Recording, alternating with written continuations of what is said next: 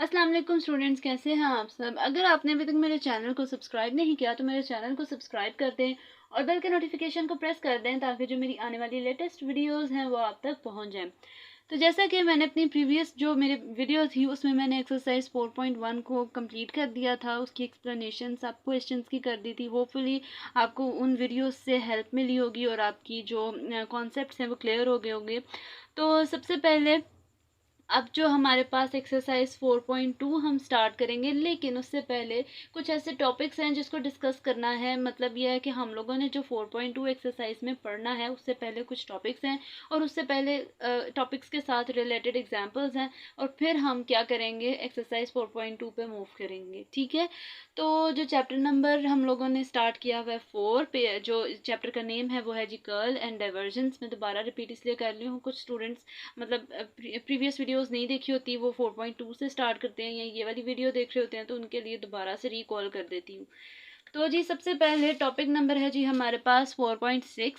इसमें जो टॉपिक का नेम है वो है जी द डाइवर्जेंस। ठीक है, डाइवर्जेंस का अब जो टॉपिक है, हम लोगों ने पहले जो टॉपिक पढ़ा वो क्या था, वो रिलेटेड था ग्रेडियंट से। हम लोगों ने ग्रेडियंट फाइंड आउट किए हैं, लेकिन अब जो हम लोग नेक्स्ट क्वेश्चंस करेंगे, जो एग्जाम्पल सॉल्व करेंगे, उसमें हमारे पास जो टॉपिक का नेम होगा वो क्या होगा, डाइवर्जेंस। ठीक है, अब हम लोगों को ये चीज़ पता होनी चाहिए कि डाइवर्जेंस में क्या ऐसा फॉर्मूला बनेगा। ये हम लोग जो ये मैं एक्सप्लेनेशन करने लगी हूँ, ये डाइवर्जेंस का फॉर्मूला जो है वो डिराइव करने जा रही हूँ। ठीक है, वैसे तो ये बहुत ज़्यादा छोटा है, मतलब ये है कि शॉर्ट क्वेश्चंस आते नहीं है बीएससी लेवल पे या फिर बीएस लेवल पे।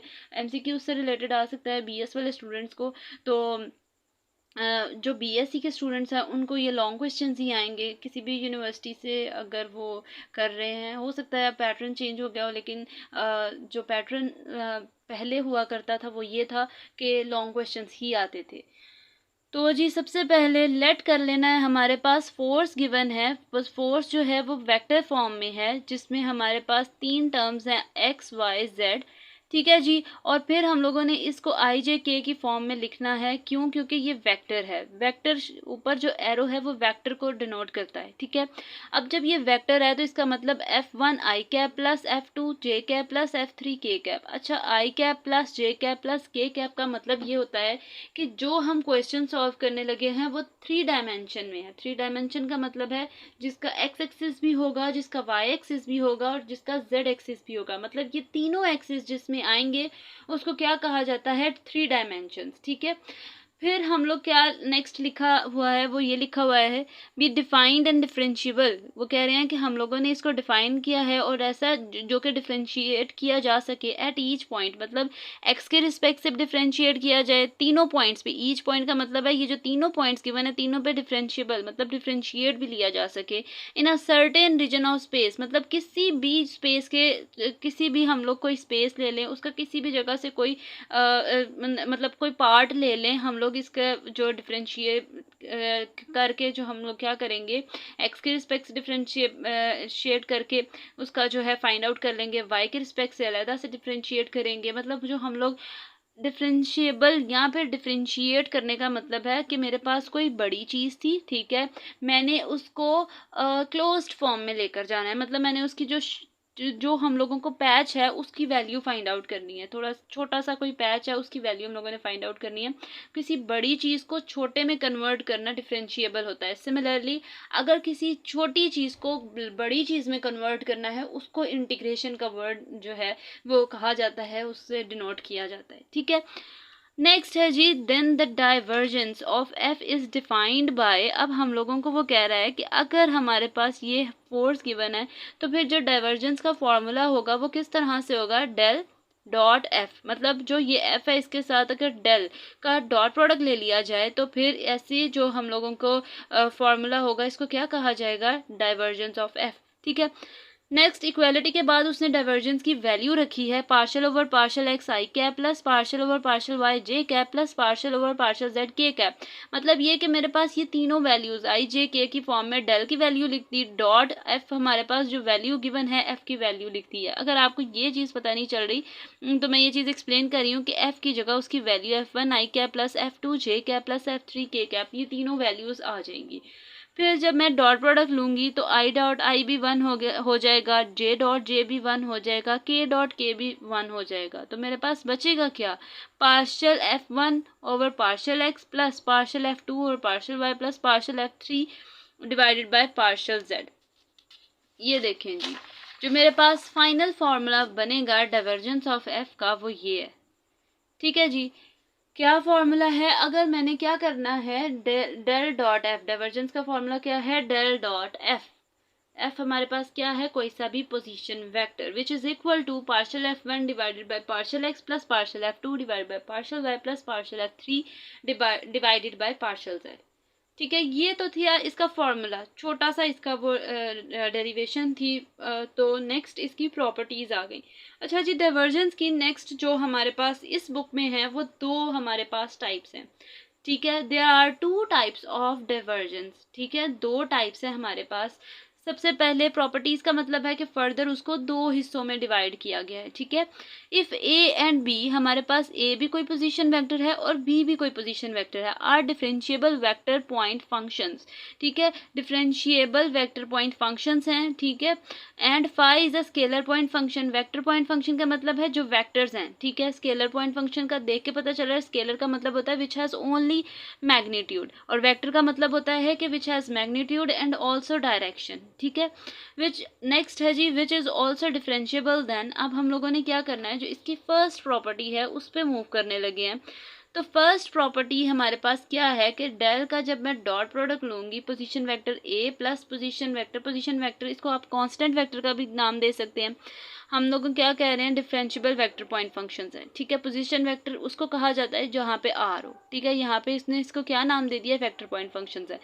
तो ए मेरे पास जो है उसके ऊपर भी एरो लगा हुआ है, प्लस बी के ऊपर भी एरो है। ठीक है, एरो हेड लगा हुआ है, which is equal to del dot A plus del dot B. हम लोगों ने ये चीज़ लेनी है, लेट करनी है और इसको प्रूव करना है। ठीक है, तो सबसे पहले क्या करेंगे हम, हमारे पास जो ए वाली वैल्यू है उसको हम लोगों ने A1 आई कैप प्लस A2 जे कैप प्लस A3 के कैप, मतलब उसको हम लोगों ने 3 डायमेंशन में लिख लेना है। सिमिलरली बी वाली टर्म को भी 3 डायमेंशंस में लिख लिया। अब यहाँ पे जो मैंने ये पॉइंट्स लिखे हैं, इसका मतलब ये है कि जो मेरे पास जब मैं लिखती थी वेक्टर पॉइंट फंक्शन एफ, जब मैंने फंक्शन एफ लिखा था तो उसमें हमारे पास पॉइंट्स क्या आते हैं, ब्रैकेट में एक्स वाई जेड। यहाँ पे हमारे पास ये वाले पॉइंट्स कौन से हैं, A1 A2 A3, तो ये भी इस ब्रैकेट में क्या आ जाएंगे, A1 A2 A3। ठीक है, ये हमारे पास ब्रैकेट्स में आ जाएंगे।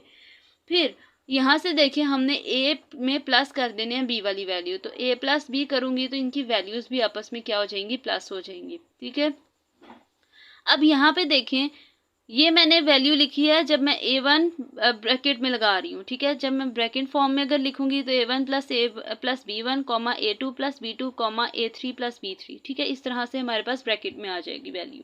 लेकिन अगर मैं IJK की फॉर्म में लिखना चाहूँ, फॉर एग्जांपल मैंने IJK की फॉर्म में लिखनी है, तो कुछ इस तरह से मेरे पास इसकी वैल्यूज़ आ जाएंगी, A1 plus B1 i cap plus A2 plus B2 j cap plus A3 plus B3 k cap. Now अब हम लोगों ने क्या करना है, ये मेरे पास a प्लस बी वाली वैल्यू तो आ गई, लेकिन मैंने एक और काम करना है, वो ये करना है कि इस a प्लस बी का डॉट प्रोडक्ट ले लेना है डेल के साथ। डेल वाली वैल्यू मेरे पास ये है, डॉट ये वाली वैल्यू मैंने नेक्स्ट लिख दी, A1 plus B1 i cap plus A2 plus B2 j cap plus A3 plus B3 k cap. फिर मैंने क्या करना है, आई के साथ डॉट प्रोडक्ट ले लेना है, जे का जे के साथ और के का के साथ। तो मेरे पास कुछ इस तरह से टर्म्स आ जाएंगी। ये वाली वैल्यूज़ अब हमारे पास आ गई हैं, लेकिन यहाँ पे क्वेश्चन ख़त्म हो जाता है। लेकिन मैंने क्या करना है, मैंने इसको partial A1 over partial X plus partial A2, मतलब ए वाली टर्म्स मैंने अलग कर देनी है पार्शियल के साथ मल्टीप्लाई करके, और बी वाली प्लस का साइन लगा के ब्रैकेट में partial B1 over partial X plus partial B2 over partial Y plus partial B3 over partial Z. ये मैंने इस तरह से एलिमेंट्स लिख देने हैं। नेक्स्ट और लास्ट टर्म क्या है कि जो मेरे पास लेट मैंने इक्वल से पहले ये किया था, इक्वल के बाद ये देखें, इसका मतलब है कि ये डेल डॉट ए है प्लस ये डेल डॉट बी है। तो हमारे पास जो हम लोगों ने प्रूव करना था वो प्रूव हो गया कि जो फर्स्ट प्रॉपर्टी थी del dot A plus B is equal to del dot A plus del dot B.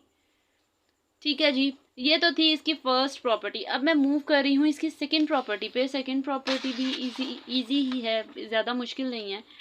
तो सेकंड प्रॉपर्टी सबसे पहले देख लेते हैं। सेकंड प्रॉपर्टी की जो स्टेटमेंट वो क्या कह रहे हैं, del dot phi A is equal to phi bracket से बाहर del dot A plus A dot del phi. ठीक है, इस तरह से हमारे पास हम लोगों की सेकंड प्रॉपर्टी है।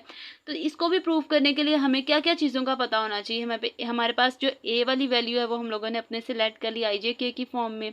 फिर मैंने इसको फाइव के साथ मल्टीप्लाई कर देना है दोनों तरफ, तो दोनों तरफ phi of A is equal to phi of A one plus phi of A two plus phi of A three हो गया। नेक्स्ट क्या करना है, इसका डेल के साथ मल्टीप्लाई कर देना है। जब मैं इसको डेल के साथ मल्टीप्लाई कर दूंगी आई डॉट आई वन हो जाएगा। तो क्या आ जाएगा मेरे पास, यहाँ पे देखें हम, ये दोनों, ये स्केलर फंक्शन है, ये मेरे पास दोनों स्केलर क्वांटिटीज़ हैं। ठीक है, लेकिन मैंने इसका जब लूँगी तो यहाँ पे कौन सा हमारे पास डॉट प्रोडक्ट लगेगा। क्यों डॉट प्रोडक्ट लगेगा, मतलब डिफ्रेंशिएट क्यों करूँगी डॉट प्रोडक्ट के साथ। फर्स्ट वैल्यू हमारे पास किसके इक्वल था, u डॉट वी। जब हम लोग डिफ्रेंशिएट करते थे तो u as it is partial u और पार्शल v और partial x plus similarly u as it is v as it is आ जाता था। और फिर नेक्स्ट हम क्या करते थे, पार्शल u और पार्शल। सिमिलरली यहाँ पे भी पहले वाला हम लोगों ने फाइव वाला टर्म एज इट इज़ रहने देना है, और पार्शल ए वन और partial X plus partial A two और partial Y plus partial A three और पार्शल जेड, मतलब तीनों को हम लोगों ने कंपेयर कर दिया। प्लस अब मैंने क्या करना है, यहाँ पे a one a two a three को रहने देना है, और इसको पार्शल फाइव और partial x a one plus partial five और partial y a two plus partial five और पार्शल जेड ए थ्री। मतलब यह है कि यहाँ पे हम डिफ्रेंशिएट करेंगे पार्शली, लेकिन यहाँ पे दोनों का डॉट प्रोडक्ट लगेगा। पहले इसके साथ डिफ्रेंशिएट कर लेना है, इसको एज इट इज़ रहने देना है, इसके साथ डिफ्रेंशिएट कर लेना है, प्लस फिर इसको हम लोगों ने इसको एज इट इज़ रहने देना है, उसके साथ डिफ्रेंशिएट कर देना है। ठीक है जी, नेक्स्ट हमारे पास क्या आएगा, ये देखें जी, यहाँ पे मुझे पता है कि ये डेल डॉट ए की वैल्यू है, वो लिख दी डायरेक्ट। प्लस यहाँ पे क्या आएगा, a one a two a three. हमें पता है कि जब मैं पार्शल फाइव और partial x i cap plus partial five और partial y j cap plus partial five और पार्शल जेड के कैप, इसको अलहदा लिख दूंगी और डॉट प्रोडक्ट लगा के a one i cap plus a two j cap plus a three k cap, ये तीनों ये वाली टर्म्स में अलहदा लिख दूंगी। जब मैंने ये अलहदा लिख देनी है, उसके बाद मैंने क्या करना है, ये तो मैंने हम लोगों ने प्रूव कर लिया था, phi del dot A plus यहाँ पे क्या आ जाएगा, डेल फाई डॉट ए। ठीक है जी, तो ये मेरे पास लेफ्ट हैंड साइड हम लोगों ने ये ली थी, राइट हैंड साइड ये हमारे पास प्रूफ हो गई है। और यही था, मतलब इसकी टू प्रॉपर्टीज़ थी डाइवर्जेंस की। डाइवर्जेंस जो टॉपिक था उससे रिलेटेड दो प्रॉपर्टीज़ थी, दोनों प्रॉपर्टीज़ को मैंने एक्सप्लेन कर दिया है। होपफुली आपको मेरी ये वीडियो जो समझ आई होगी, और जो मेरी नेक्स्ट वीडियो होगी वो इंशाल्लाह जो नेक्स्ट टॉपिक है उससे रिलेटेड होगी। ये थी जी आज की मेरी वीडियो। होपफुली आपको मेरी वीडियो अच्छी लगी होगी। अगर आपको मेरी वीडियो अच्छी लगे तो वीडियो को लाइक कर दें और सब्सक्राइब करना मत भूलिएगा। तो तब तक के लिए अल्लाह हाफिज़।